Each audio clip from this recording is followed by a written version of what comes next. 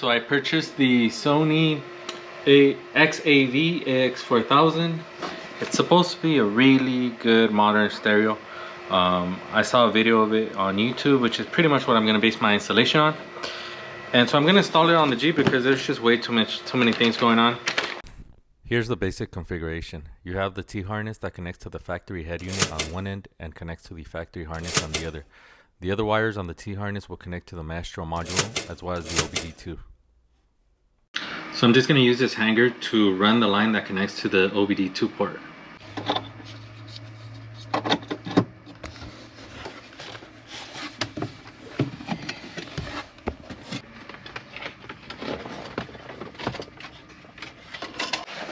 So I ordered this helping hand, and it's supposed to help you grab the wires when you're soldering. And it only cost about $8, I think, less than $10 for sure, for certain. I can't vouch for the quality, but I am gonna use it and try it out, and maybe I'll report back. I also purchased these seal wire connectors, and these are interesting because they have a low heat solder. So what that means is that you don't actually have to, you don't need a soldering gun. What you can do is you can, let me show you. Well, I'll show you an example in a bit. But what happens is you actually, with a heat gun, you heat up the center, and since it's low heat solder, it will actually solder for you and connect the two wires inside of it. I also purchased an assortment of heat shrink tubing. I purchased this one from Walmart. No, I'm sorry, this is Harbor Freight. I haven't had a chance to use much of it because, like I said, I ended up just using the butt connectors, but we'll see. And I also purchased Tesla tape. So this is supposed to be to tape the wires together, and you'll see this in many professional installations. I'm not a professional, I'm a DIYer, but I will do my best to mimic the professionals. Time to flash the Maestro. Select year, mine is 2012. Select the make, mine is a Jeep. Model and trim, Wrangler Unlimited, indicating 4-door. Without phone buttons. The brand is Sony. The model is the AX4000 XAV. Choose the firmware, the T-harness. No optional accessories for me. I disabled the factory amplifier. You can enable yours. I don't know what trim you have of Jeep.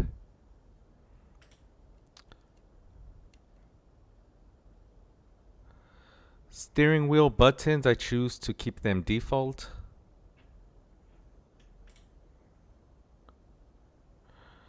And we are ready to flash the Maestro module.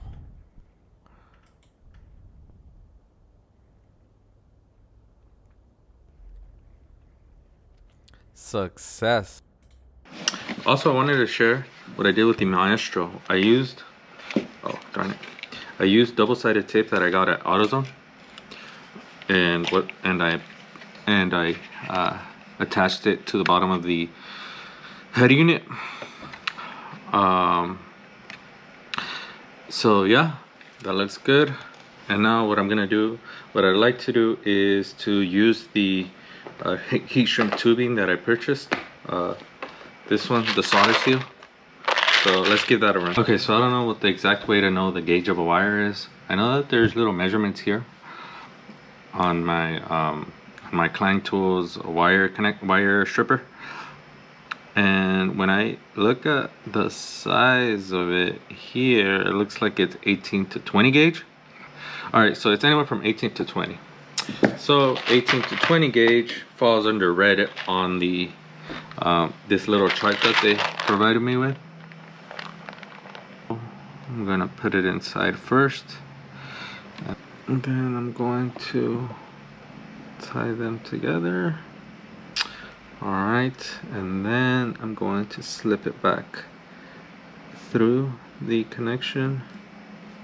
Okay, and now what I have is my Ryobi heat gun to solder it. Thinking what I'm going to do is mount the solder that's here,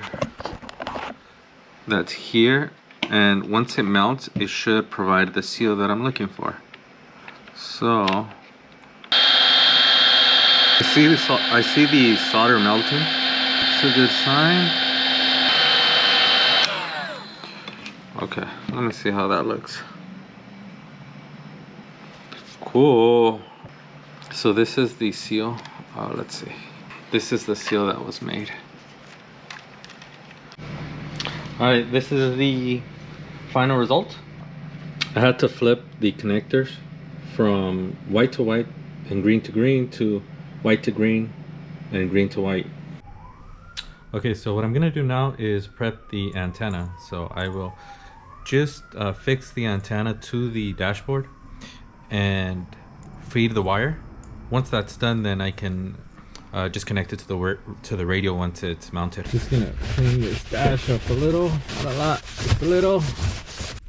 So you're supposed to be able to feed this cable through this. It's actually a little tougher to feed the line than I would have thought. So what I'd do is grab some needle nose pliers. Oh yeah. So this is going to be the navigation location. All right.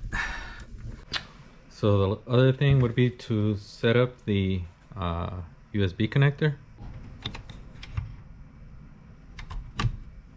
So now what I will be doing is installing the microphone. The way that I'm going to run the cable is through here. Oh, darn it. Some things are just unnecessarily difficult. So at this point, I think I've done most of the work that can be done outside of the car. Okay, so first would be to connect the main harness. This cable here is for the microphone.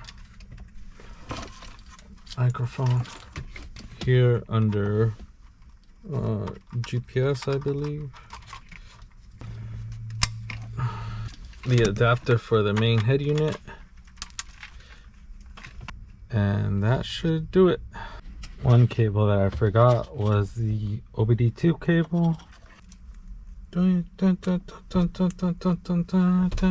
It's tricky. Yeah, it's tricky. And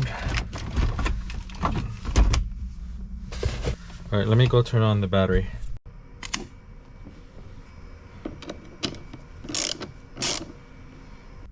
Okay guys, moment of truth. Come on, Sony radio. You can check gauges. Let's see if that works. The car needs to be turned on for all of these to show anything. So I'll have to do another video. All right, now if you connect to the AX4000 stereo, and nothing's connected, so that's pretty cool. It will disconnect, then I can play some jazz.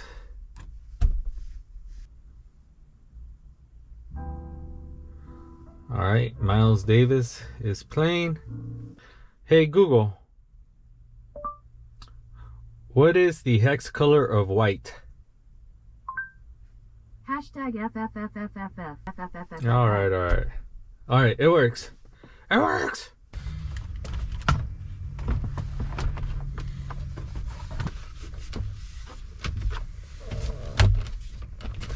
One thing I have to do is connect the windows back.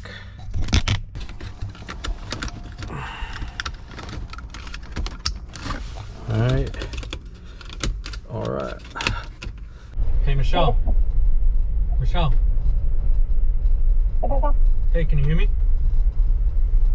Yes. It looks like the microphone sounds fine. If it's okay to be fixed here. I'm just gonna wipe it down with a little bit of alcohol, and that will wrap up the installation of the stereo. Okay, let's go over the cost analysis. The Sony cost me $488. The Maestro interface module cost $159. The wiring harness cost $39. The Metro Dash kit cost $12. And the grand total is $698.00. Now, the professional cost would have ranged anywhere from $1,500 up. The savings is $702. And the skills learned: soldering, wiring, flashing, electrical work. There's also assets that were gained: Ryobi heat gun, Ryobi solder, electrical accessories. So in my analysis, this was very much worth my time.